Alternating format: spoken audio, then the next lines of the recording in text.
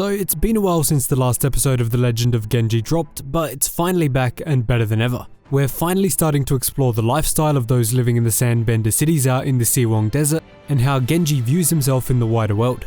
So with that said, hit that subscribe button for more awesome Avatar content, and let's get into it.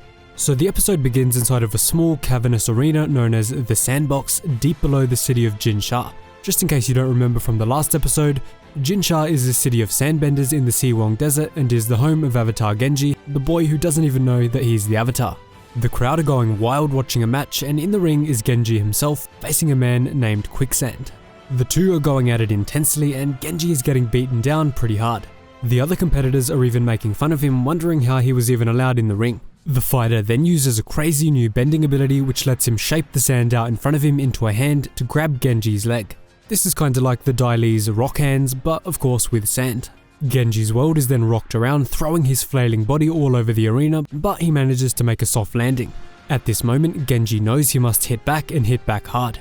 Genji then uses a tremendous amount of sand to swing back at his opponent, pretty much blinding him temporarily, but it's never that easy. The man manages to get control of the sand and form it into two huge fists, ready to knock Genji right back out of the ring.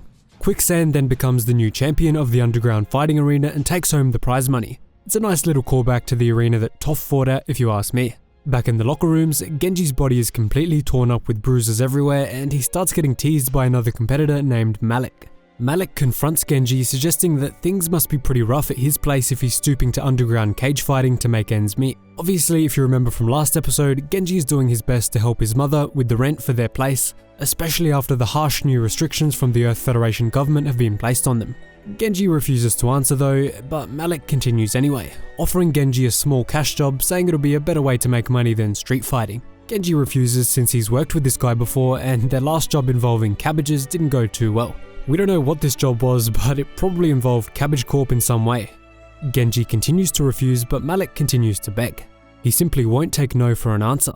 After all this nagging, Genji is fed up and agrees to take the job, wondering what it could possibly be. Malik tells him it's nothing special, just a small delivery job, although he strangely refuses to tell Genji what he's actually delivering. I'm sure you can already see where this is going. Malik then begins to give Genji the game plan and we cut into Jinsha City. Genji is first to go to Malik's sand speeder, and not scratch it by the way, before grabbing the two metal cases stored in the back of it. He must then keep his head low and bring them back to a nearby alley. He has to be extra careful because the Earth Federation police are gathering in the city center to enforce the curfew on Sandbender citizens. Malik also warns that he certainly doesn't want to be caught with what's inside the case. Genji is then to meet up with a criminal gang known as the Red Sands, who he should recognize by the uniforms, and drop off the cases. No talking, just a simple transaction. Money for the cases. Can't be that hard, can it?